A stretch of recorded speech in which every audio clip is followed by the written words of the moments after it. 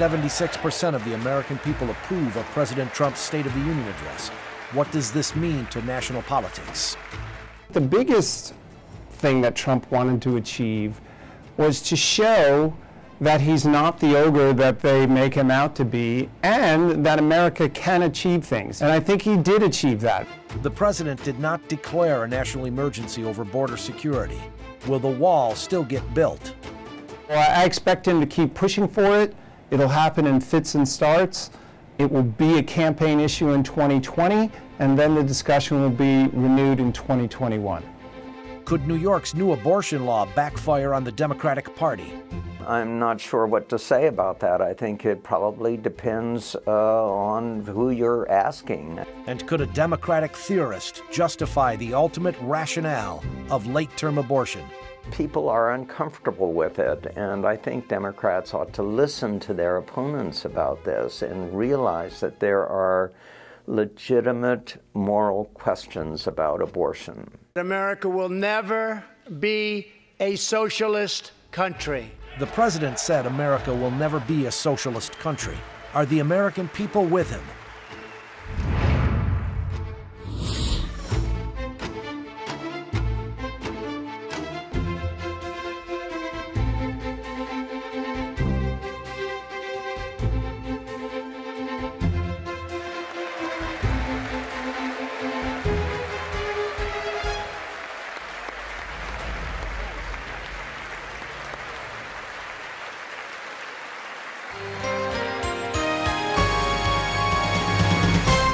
Welcome to Zooming In. I'm Simone.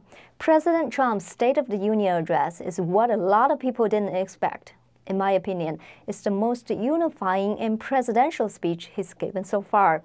What did this address achieve? What did it not achieve? Looking forward, how will the country's biggest challenges be dealt with?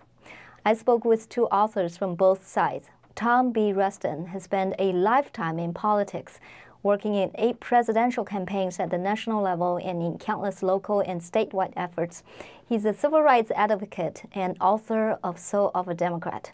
Tom Del Beccaro is an author from the Republican side. He served as the California Republican Party chairman from 2011 to 2013, founded Political Vanguard, and is the author of The Divided Era.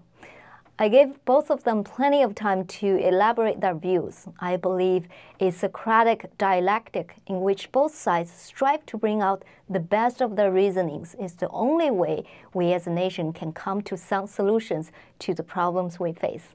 At Zooming In, we strive to achieve this. In order to present their ideas more coherently, I only included one person's interview in each episode. This edition is dedicated to Mr. Tom Del Beccaro.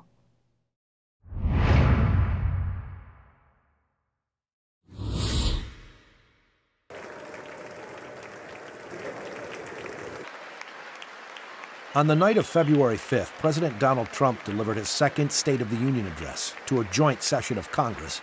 Just under 46.8 million people watched the president's 82-minute address across 12 networks. The viewership was up by 10% compared to 2018. The president touched on issues such as border security, abortion, the economy, criminal justice reform, ending unfair trade practices, bringing American troops back, and more. Trump also lambasted the resurgent trend of socialism in the United States. Here in the United States, we are alarmed by the new calls to adopt socialism in our country. America was founded on liberty and independence, and not government coercion, domination, and control. We are born free, and we will stay free.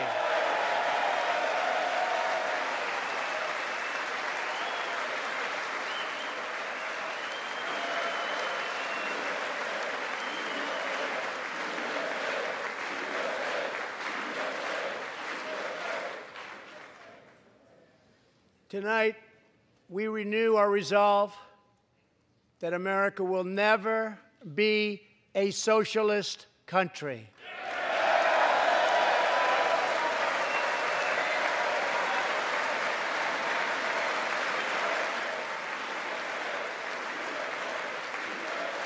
According to one count, the president was interrupted by applause 98 times. A CBS and YouGov poll found that 76% of viewers approved of Trump's speech, versus just 24% who disapproved. About 97% of Republicans approved of the speech, 82% of independents approved, and 30% of Democrats approved. I also attended the State of the Union address. I saw Democrats enter the room glum and angry at Trump, but they left the speech clapping and laughing. Sure, when the president first mentioned his special guests, the 90-year-old war heroes, the Democrats were guaranteed to stand and clap. But the spontaneous moment came when Trump celebrated the fact that this Congress had the most women representatives in American history. That's when Democratic women cheered and gave each other high fives. Does this mean much? What has been changed and what has not been changed? Here's my discussion with Tom Del Beccaro. What is your biggest takeaway from President Trump's State of the Union address? I think there were two big takeaways. Number one, President Trump once again defied his critics and gave a really good speech. And it was a unifying speech. Even the Democrats on several occasions stood up and applauded. And that's why you saw that even in the CBS and CNN polls, that their approval rating for the speech was in the mid-70s. So that's number one. Number two, and perhaps the most striking picture, was when President Trump said that we would not become a socialist nation. And the whole country, if not the world, got to see the Democrats sitting there in defiance of that statement and made it very much look like they wanted us to be a socialist nation. And we have to ask whether the Democrats are becoming the Socialist Party of America. So, do you think the American people are with the president on this? I mean, first, we don't want to be a socialist country, and second, we're on the track to become one? Well, remember long ago, Thomas Jefferson said the natural order of things is for liberty to yield and government to gain ground. The United States government sector has been growing for decades. We now have a $4.4 trillion federal budget, and overall government spending is 36% of the economy. And we have government schools, government pensions, government health care, and many other government programs. So yes, we are becoming a massive government-based economy. We're still only at 36%. Europe's above 50%. But if we kept going in that direction, yeah, you could make the case that we would be becoming a socialist country. Trump's right to stand up for that because, as you know, the larger the government sector, the lower the growth in the private sector, and over the long term, the lower the standard of living. Americans don't want that, but then again, government doesn't creep so much in the eyes of Americans. It does it sort of behind the scenes, so they don't realize how very big their government is. But if the Republicans were smart and demonstrated how big it is and what the cost is, then I think Americans would be on their side. What do you think the president wanted to achieve through this speech, and do you think he achieved it? Well, keep in mind, half the nation is prepared to dislike President Trump, especially when they get their news from places like CNN and MSNBC. So I think the biggest thing that Trump wanted to achieve was to show that he's not the ogre that they make him out to be, and that America can achieve things. He wanted to rise above the divided era, if you will. And I think he did achieve that. That's how you saw such sky-high approval ratings. 2019 marks the 75th anniversary of the Allied liberation of Europe in 1944. President Trump renewed the American people's memory of how this country helped end the Second World War. Judah says he can still remember the exact moment nearly 75 years ago, after 10 months in a concentration camp, when he and his family were put on a train and told they were going to another camp. Suddenly, the train screeched to a very strong halt. A soldier appeared. Judah's family braced for the absolute worst. Then his father cried out with joy, "It's the Americans! It's the Americans!"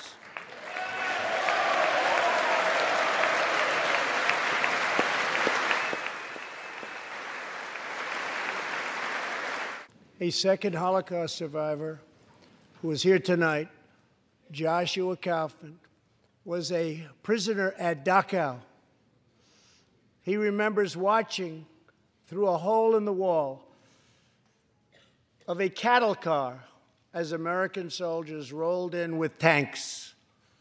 To me, Joshua recalls, the American soldiers were proof that God exists, and they came down from the sky, they came down from heaven.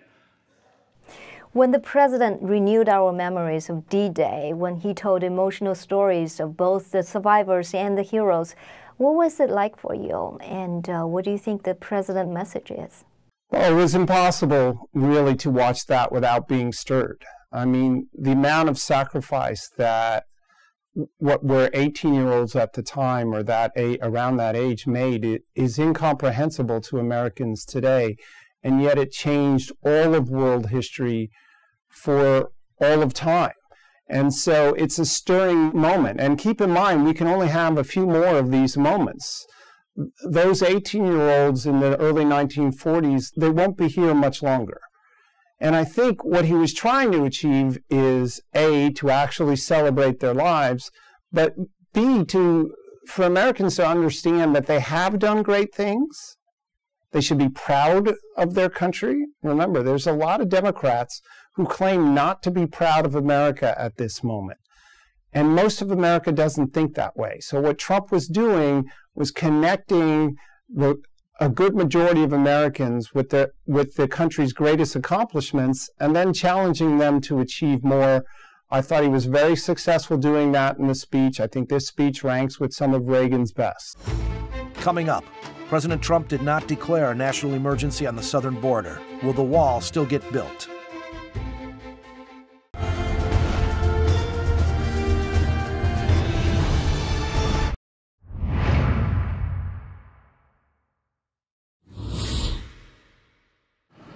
Leading up to the State of the Union address, the president indicated that he might use emergency authority to access funds to build the wall.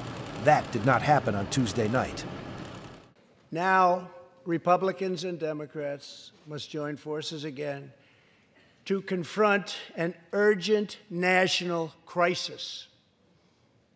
Congress has 10 days left to pass a bill that will fund our government, protect our homeland, and secure our very dangerous southern border.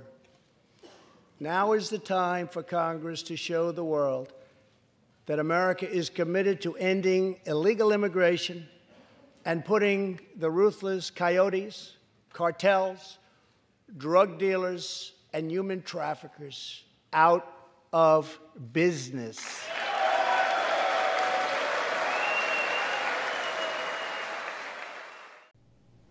Talking about border security, the president didn't declare a national emergency on the southern border during his State of the Union address, as some people expected. What do you make of it? What do you think his plan is for the wall going forward? Well, I think the reason why he didn't talk about a national emergency during this speech is that he does want time to play out and see if the conferees, both the House Republicans and House Democrats, can come to some sort of compromise on the issue of border security in the remaining days we have under the current bill that kept the government open. I still expect them to reach some sort of compromise. There's no appetite among Republicans for another shutdown. Nancy Pelosi recently said there wouldn't be another shutdown.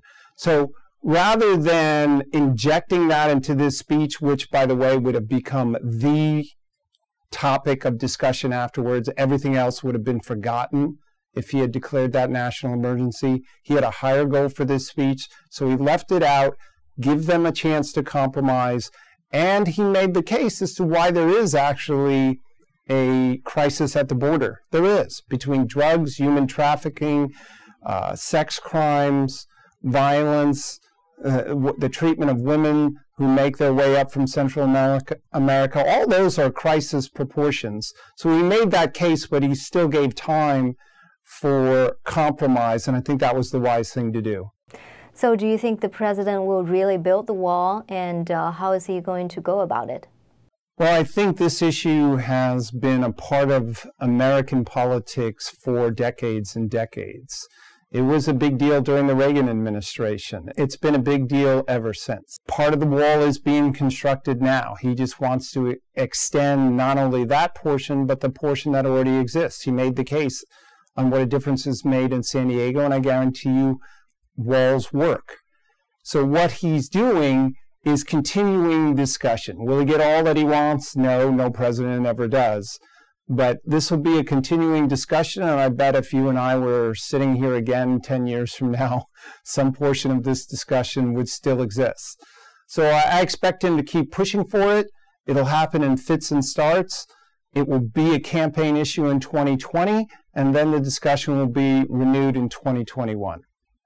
Interesting. You know, sometimes when I think about the wall, I compare it to the U.S. overhaul of China policy.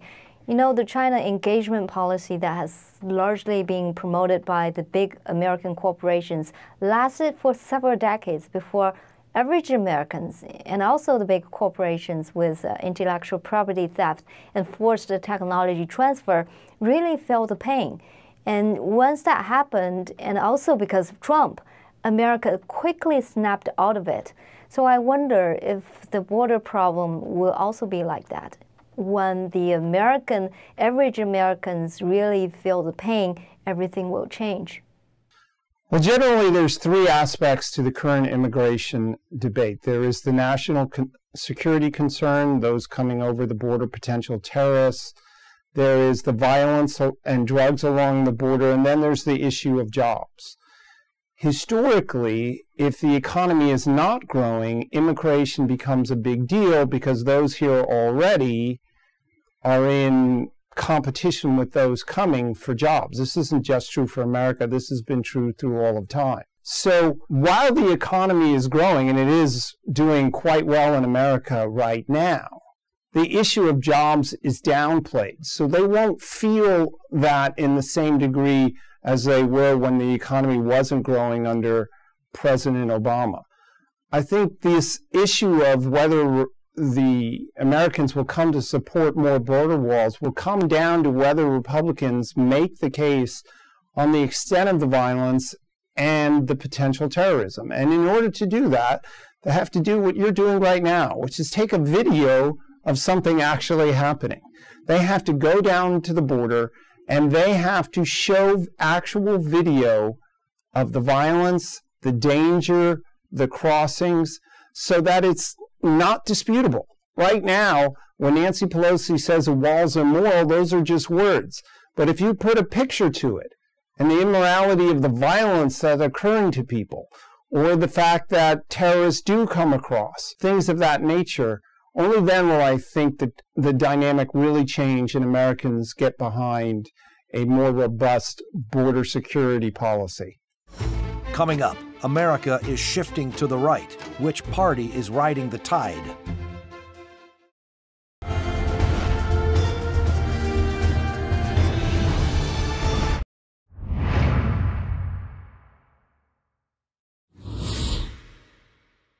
On January 22nd, the landmark Roe v. Wade Supreme Court decision marked its 47th anniversary. It guaranteed a woman's right to an abortion. On the same day, New York's Democratic Governor Andrew Cuomo signed the Reproductive Health Act into law. The RHA permits abortions after 24 weeks if a healthcare professional determines the health or life of the mother is at risk, or the fetus is not viable. Previously, abortions after 24 weeks were justified only in cases where the mother's life was at risk. Under the old law, New York criminalized abortion unless it was justifiable. The RHA removes abortion from the state's penal code altogether. At the State of the Union address, President Trump urged Congress to pass legislation to prohibit late-term abortion. These are living, feeling, beautiful babies who will never get the chance to share their love and their dreams with the world. And then we had the case of the governor of Virginia, where he stated he would execute a baby after birth. To defend the dignity of every person, I am asking Congress to pass legislation to prohibit the late-term abortion of children who can feel pain in the mother's womb.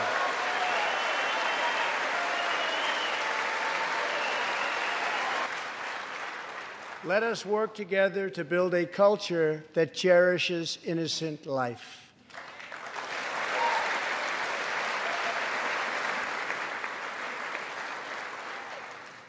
And let us reaffirm a fundamental truth.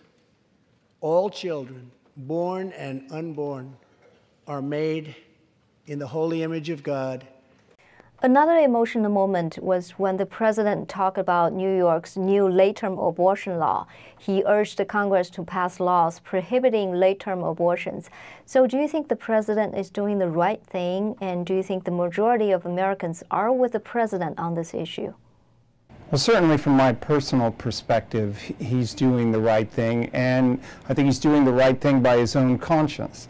The vast majority of Americans are against these type of late-term abortions, and quite honestly, it's shocking to the American conscience that there are politicians who think just before birth that you can go forward with an abortion. This is a losing issue for the Democrats.